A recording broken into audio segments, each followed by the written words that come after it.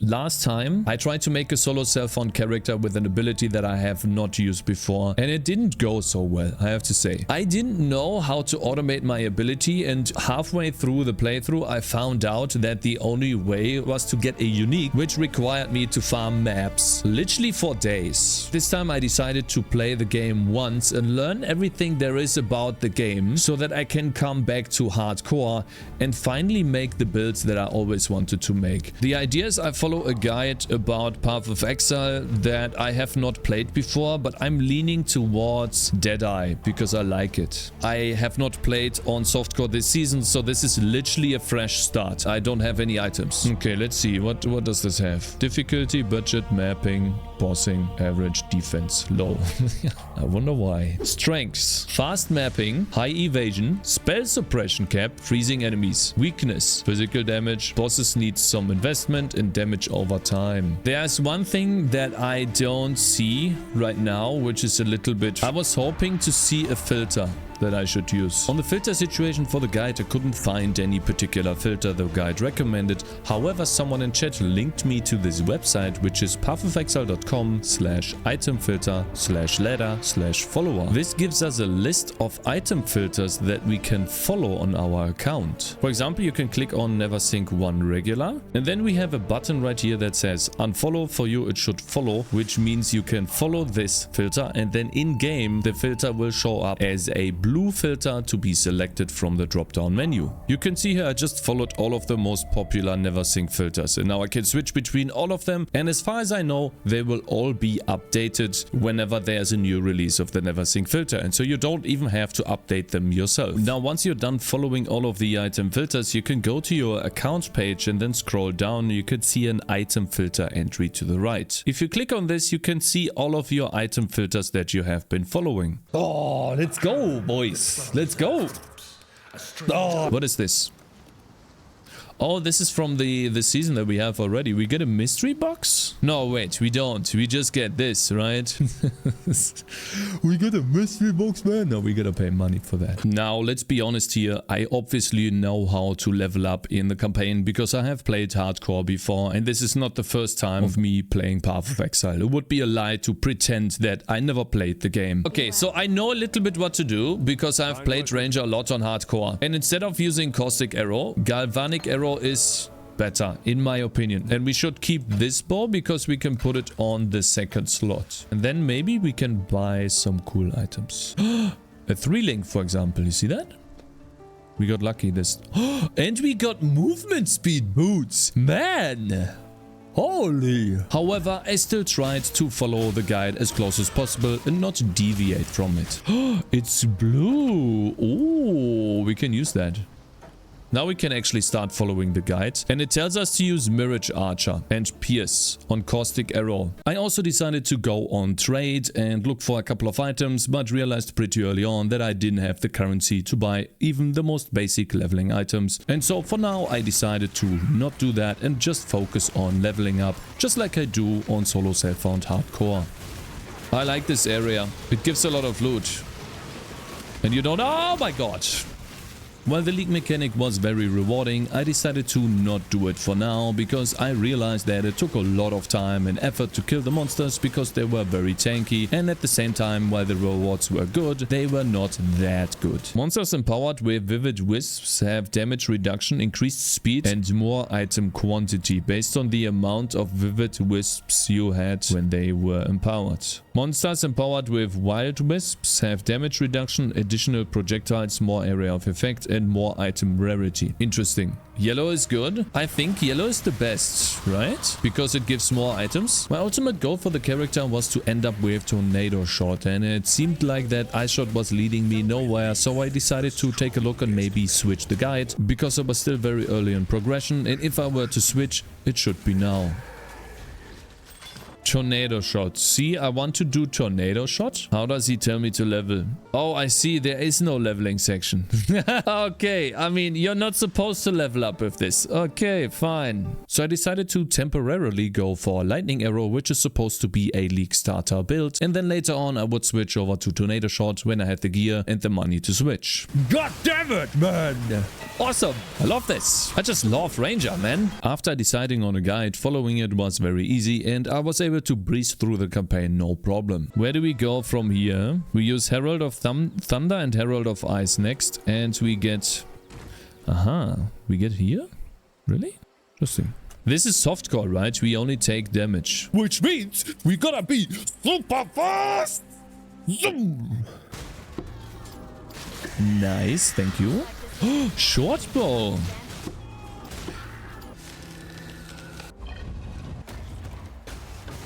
Thank you. It's definitely a different feeling playing softcore over hardcore because you just behave differently while even running through the campaign. For example, when you open up boxes, you have to be very careful on hardcore, while on softcore, you just always click them for the loot. Now, this is the cool thing about softcore. I don't have to worry about this box at all. It's such a completely different playstyle than hardcore game mode. Because on hardcore, you wouldn't just open this box. You will most likely identify the box first to know whether it freezes you or not. And if it freezes you, oftentimes you just leave the box. I'm very curious to see how the endgame will shape up to be, because I've never actually experienced the typical endgame that a normal softcore player will enjoy if they get very far into the game. And on top of that, I would really like to see how many items you can actually farm when you're juicing your maps to the max. But I have to be honest, it still feels weird to die.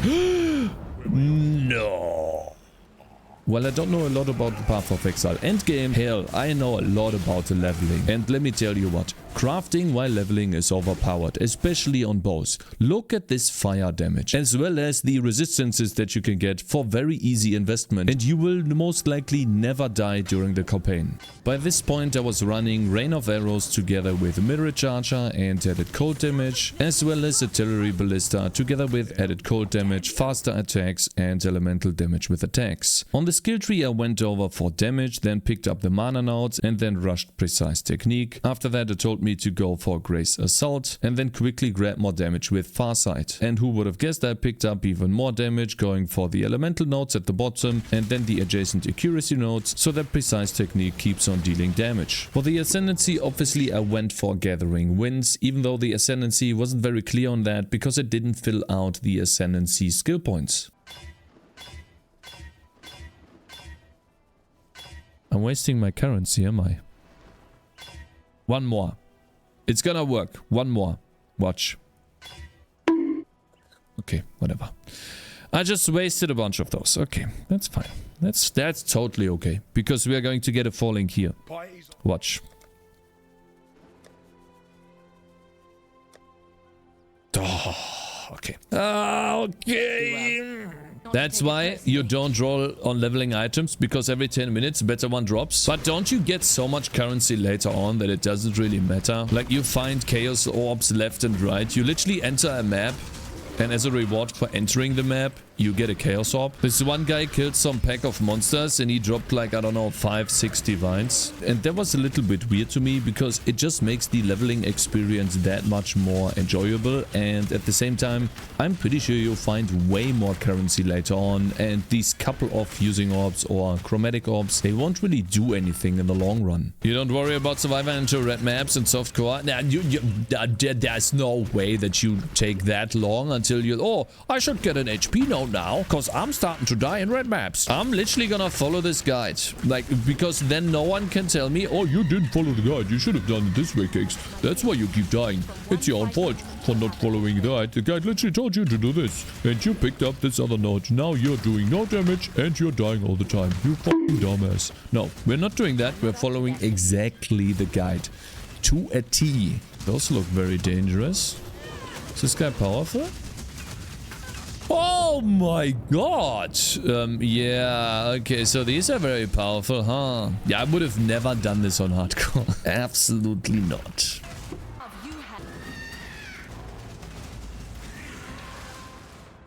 Hey, Hey, don't disconnect me on the last boss. Don't do that. I was having fun. But we're still having fun. Yes. Addiction rising. Not anymore. Not anymore. Not anymore. Oh my god. I just walked right into that. Well, there was a damage check for hardcore. It seems like with 800 HP you can tank one of these. By the way, guys, you want to see something funny? Watch closely. Did you hear the sound? Should I do it again? It's using flasks. Because I have control shift 1, 2, 3, 4. So I have to use other keybinds if I don't wanna somehow waste my life flasks later. What Path of Exile should be checking is the number 1 key pressed but shift is not down or control is not down, but it's checking only is 1 pressed. I think that's a bug. Now, I don't know about you, but for me the most boring part about Path of Exile in the campaign is Act 5 and Act 6. I don't know exactly why that is, but I think it's because you are only halfway through the campaign and it feels like those acts are unnecessarily long as well. Now, that doesn't mean that the entire campaign is boring, because I think the alternative, which is the adventure mode that you can see in Diablo 3 or in Diablo 4 example, is even worse, because there you don't have anything to work towards. You're just grinding a higher and higher level. While in Path of Exile, at least you can work on your pathing, find out different routes, and on top of that you can become faster and faster over time. So it gives you something to work towards that you don't have in Diablo 4 or Diablo 3. So since I played hardcore a lot in the past, I know how to go through the campaign very quickly and efficiently, yet I still get that feeling every time I reach Act 5 and Act 6. So usually when I reach Act 7 and Act 8, I'm very happy that I'm past the halfway point of the campaign and I try to get to maps as quickly as possible. I'm zooming right now, so I'm very happy that the build is coming online. And I can only imagine what it will feel like when the build goes completely nuts later on, you know. And I have never played Headhunter, or never gotten a Headhunter, or, you know, ouch. Ouch. What is the other one called? Ooh, we got... No way. It's gonna hit. You know, guys? This Chaos Orb is going to transform this bow into a very good one that we can use. Million damage, I believe. It's half my currency.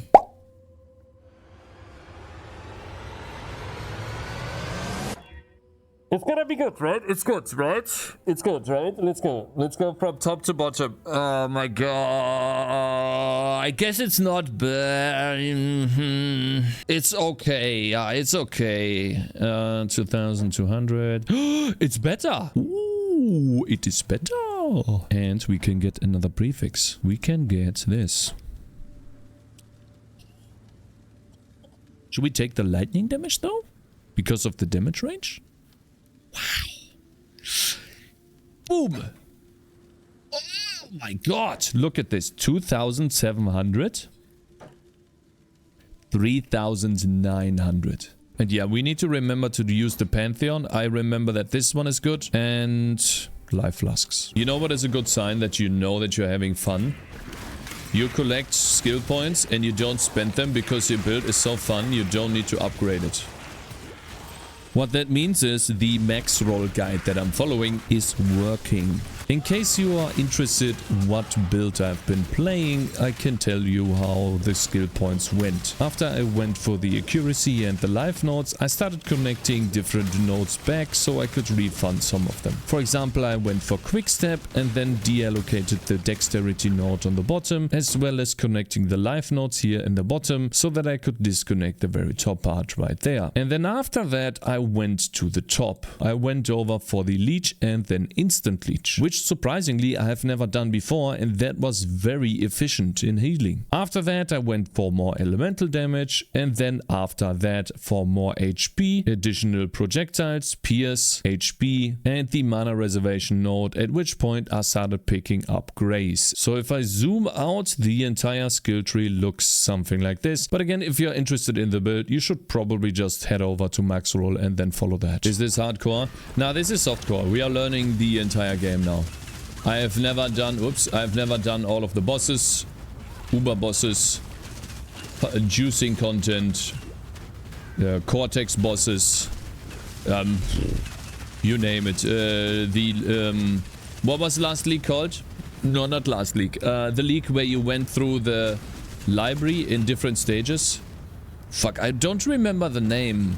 But there was a league where you could basically pick boons and negatives and positives. Sanctum, yeah. I've never killed the Sanctum bosses. The only boss I killed is the fat guy. That, where you have to find the correct way. I managed to do that on hardcore. I'm very proud of that. And I killed the hunger.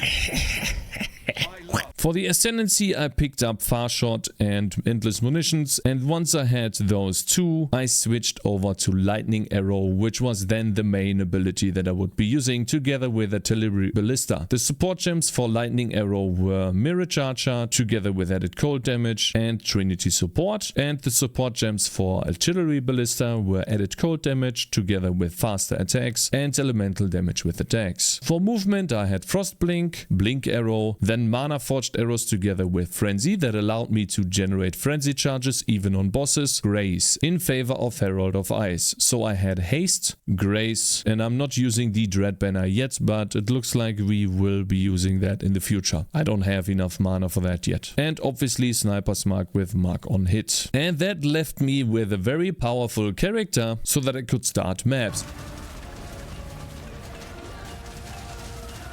Okay, big difficult boss, boys. No chance. We can't lose. Oops. It's gonna beat us if we're not careful. Oh, yeah. Woo,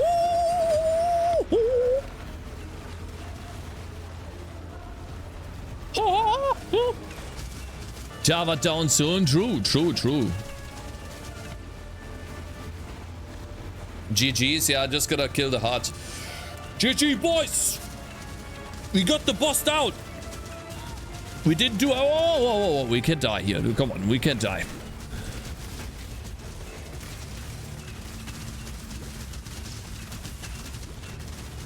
Come on, yeah! We got 2 maps, boys! Yeah! Finally, the boring part of the campaign is over. Yeah. Wait, we gotta talk to this lady here. 2 skill points. We get our first map. Actually, I only found 1 map. And it was the flooded mine. I like Glacier.